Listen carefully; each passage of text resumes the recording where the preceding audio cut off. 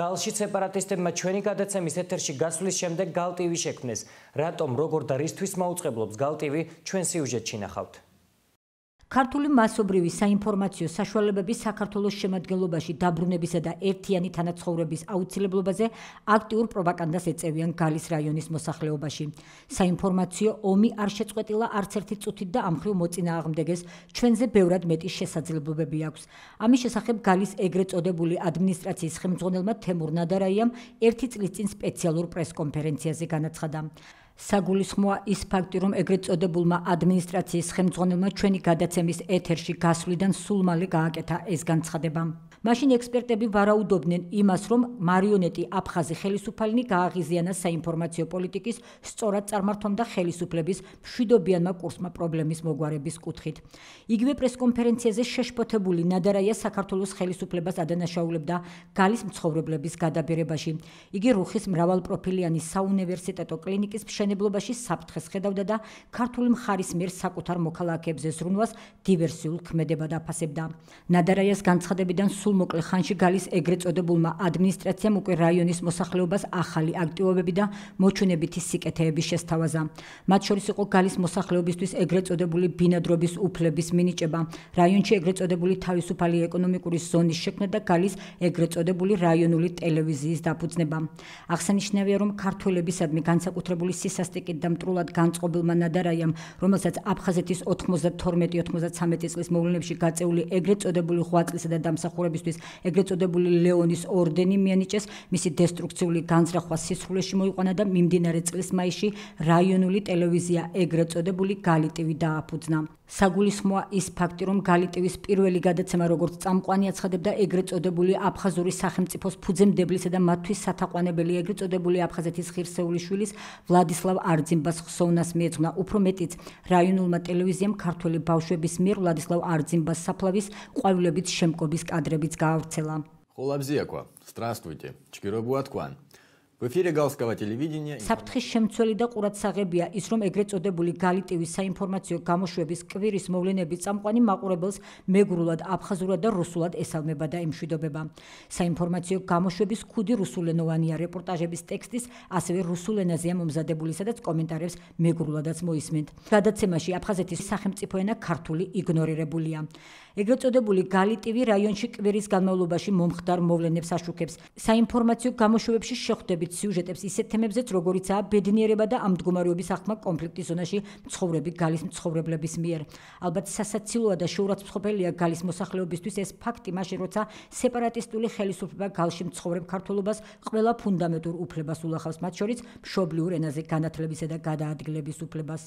აკადემიკოს ლევან ალექსიძის შეფასებით აფხაზურ საინფორმაციო საშუალებების მხრიდან ქართულ სახელმწიფოზე მასობრივი თავდასხმების ფონზე აუცილებელია აფხაზეთის თემაზე ისეთი პროექტების გაფართოება, როგორიცაა საინფორმაციო უზრუნველყოფის ცენტრის მიერ მომზადებული გადაცემა აფხაზეთი. მისი განმარტებით კონფლიქტის ზონაში მცხოვრებლებმა მეტი უნდა გაიგონ თავიანთ უფლებებზე და იმ ეგრეთ წოდებულ შეთავაზებებზე, რასაც ეგრეთ წოდებული ხელისუფლება სთავაზობს იქ მცხოვრებლებს. ის, რასაც აკეთებ თქვენ, მივესალმები და მგონი რომ უნდა გააფართოვოთ.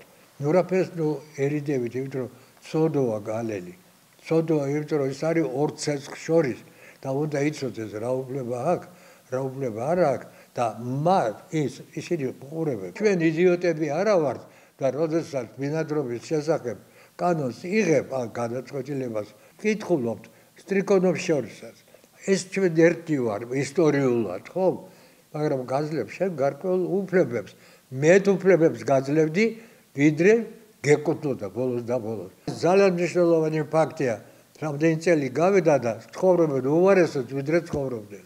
ხეს დაიწყო აფხაზეთის ისეთი რუსიფიკაცია, რომ 10 წელიწადში არაფერი არ დარჩება აფხაზი ეთნოსიდან. და უკვე ხედავენ. აფხაზეთის ავტონომიური რესპუბლიკის მთავრობის თავმჯდომარის მოვალეობის შემსრულებელი ვახტანგ ყოლბაია გალი ტივის ამოქმედებასთან დაკავშირებით აცხადებს, რომ კონფლიქტის ზონაში მოსახლეობის მორიგ დისკრიმინაციასთან გვაქვს საქმე. მისი განცხადებით, მოსკოვი ოკუპირებულ აფხაზეთში მეფის რუსეთის დროს დაწერილი სცენარით დღემდე მოქმედებს. ჩვენ ფართო მასშტაბიან დისკრიმინაციასთან გვაქვს საქმე და მე მოუწოდებდი იმათ, ვისაც ხელ ეწიფება, რომ ამას მიაქციონ ყურადღება. ადამიანის უფლებების დარღვევას მიაქციონ ყურადღება და ადამიანის უფლებების დარღვევა პირველ რიგში ის, რომ მშობლიურ ენაზე უგზალავ სწავლებას. ინფორმაციის მიღებას უგზალავ მშობლიურ ენაზე. თავზე მოხვეული ეს პოლიტიკა, რომელიც საწყის იღებს რუსეთში, ამას თავის დროზე რუსეთის მეფის წარმომადგენელი წერდა, რომ აუცილებელია რომ ჩვენ ჯერ აფხაზეთი მოვაშოროთ საქართველოს, მერე სამეგრელო მოვაშოროთ საქართველოს და იმ ძველ იმპერიის ოთახებში დაწერილი ოქმებით და მასალებით მოქმედებენ დღეს რუსები საქართველოს ტერიტორიაზე და მე ძალიან ვწუხვა რომ ბევრ ჩვენს თანამემამულეს ეს გათავისებული არ აქვს. ეს არის ძალიან ვერაგული, ძალიან ძლიერი ჩანაფიქრი და მას უნდა მივაქციოთ ყურადღება. გალის რაიონში ეგრეთ წოდებული ბინადრობის მოწმეების ირგვლივ ნებათა ხელვა არ ცხრება. ამის შესახებ სიუჟეტი ეგრეთ წოდებულმა გალი ტივმაც გადმოსცა. ურთიერთგამომრიცხავი ინფორმაციები ვრცელდება თვით აფხაზურ მედიაში ეგრეთ წოდებული ბინადრობის მოწმეების გაცემის პროცესის დაწყებასთან დაკავშირებით. გავრცელებული ინფორმაციით აფხაზეთის დე-ფაქტო ხელისუფლება ადგილობრივ ქართველებს უცხო ქვეყნის მოქალაქეებად მიიჩნევს და მათ ეგრეთ წოდებული ბინადრობის მოწმობის აღებას აიძულებს. გალის ქართველობა აცნობიერებს ამ გადაწყვეტილების სიმძიმეს, როგორც ისინი აცხადებენ, მათ არ უნდათ მსგავსი დოკუმენტი, მაგრამ ეგრეთ წოდებული ბინადრობის მოწმობის აღებას აიძულებენ, რადგან ეგრეთ წოდებული ფორმა ცხრის მოქმედების ვადას არ უგრძელებენ.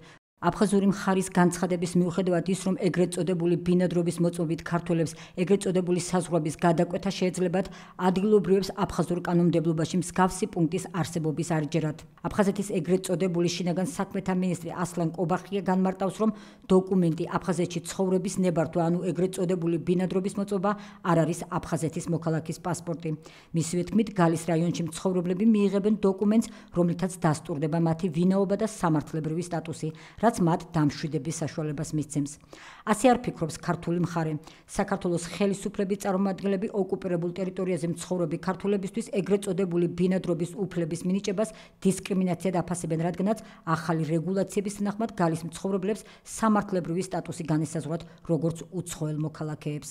ამ საკითხს საგარეო საქმეთა მინისტრის მოადგილე დავით დონდუა გამოეხმაურა. ვაშფოთებს, რომ ახლა აფხაზეთის დე-ფაქტო ხელისუფლება იწყებს აპირებს გალის რაიონში დოკუმენტების დროებითი დოკუმენტების დარიგებას ქართველი მოსახლეობისთვის, რომლითაც ისინი ფაქტიურად საკუთარ მიწა-წყალზე ხდებიან უცხო ქვეყნის მოქალაქეები და რაც კიდევ უფრო ზღუდავს მათ ისედაც უუფლებო მდგომარეობას. აკადემიკოს ლევან ალექსიძის განმარტებით ნორმატიული აქტი, რომელიც სეპარატისტებმა მიიღეს, ეწინააღმდეგება ყველა რეზოლუციას, რომელიც მიიღო გაეროს უშიშროების საბჭომ და რომელსაც ბოლო წლებში იღებს გაეროს გენერალური ასამბლეა.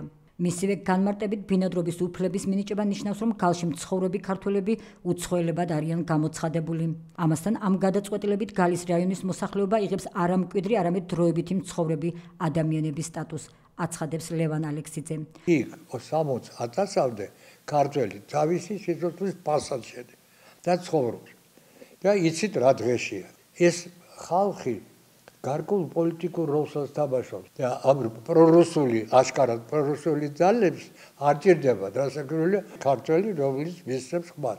ძალიან ეს მრავალწახნაგოვანი და ესეთი კანონია. ფაქტი ერთია. ქართველები იქ გამოცხადებული არიან უცხოელებად, რომელთაც ეძლევათ ბინადრობის უფლება. დროებით, სიცოცხლის დამლებამდე ამას მნიშვნელობა არ აქვს. ჩვენ უნდა დავსვათ საკითხი, რომ ეს არის აშკარა დარღვევა ელემენტარული საერთაშორისო სამართლის ელემენტარული ნორმებისა. ოკუპირებულ აფხაზეთში რუსი ტურისტის მკვლელობის ფაქტმა სოხუმში არსებული ურთულესი და უმართავი ვითარება კიდევ უფრო დაძაბა. შეგახსენებთ, რომ ოკუპირებულ აფხაზეთში მომხდარი თავდასხმის შედეგად რუსი ტურისტი მოკლეს. ტურისტების ჯგუფს, რომელიც სათევზაოდ იმყოფებოდა, უცნობი პირები დაესხნენ თავს. ისინი დანით და ავტომატური ცეცხლსასროლი იარაღებით იყვნენ შეიარაღებული და ტურისტებს ფული მოსთხოვეს. ერთ-ერთმა მამაკაცმა თავდამსხმელებს წინააღმდეგობა გაუწია, რის გამოც იგი მეუღლისა და ბავშვების თვალწინ დაჭრეს. მოგვიანებით ტურისტის საავადმყოფოში გარდაიცვალა. ამის შესახებ ინფორმაციას ეგრეთ წოდებული შინაგან საქმეთა სამინისტრო ავრცელებს. დაიძაბა რუსულ-აფხაზური ურთიერთობებიც. მოსკოვის მხრიდან ოკუპირებული აფხაზეთის მისამართით პირველი მუქარა უკვე გაისმა. მუქარის შემცველი გაფრთხილება ეგრეთ წოდებულ რესპუბლიკაში რუსეთის ფედერაციის ეგრეთ წოდებულმა ელჩმა სემიონ გრიგორიევმა გააკეთა.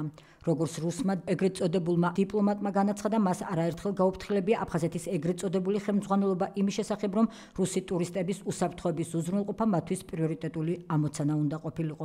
იგი საელჩოს ვებგვერდზე განათავსებს გამაფრთხილებელ განცხადებას რუსი დამსვენებლებისთვის აფხაზეთში ყოფნისას სიფრთხილე და სიფხიზლე გამოიჩინონ. ამ ეტაპზე ამის თქმა შემიძლია, შემდგომ ეტაპზე კი თუ ეს საშიში ტენდენცია შენარჩუნდება, რუსული მხარე დამატებით მისაღებს ზომებზე იმსჯელებს, აცხადებს სემიონ გრიგორიევი, თუმცა რა ზომებს გულისხმობს არ დაუკონკრეტებია. ოკუპირებულ აფხაზეთში შექმნილი უმძიმესი კრიმინოგენული ვითარება შესაძლოა ტურისტული სეზონის ჩავარდნის წინაპირობა გახდეს. მიუხედავად იმისა, რომ აფხაზური მედიის ცნობით ადგილობრივი ეგრეთ წოდებული სამართალდამცავები ტურისტების დაცვას ცდილობენ, ოკუპირებულ ტერიტორიას რუსი ტურისტები მასობრივად ტოვებენ.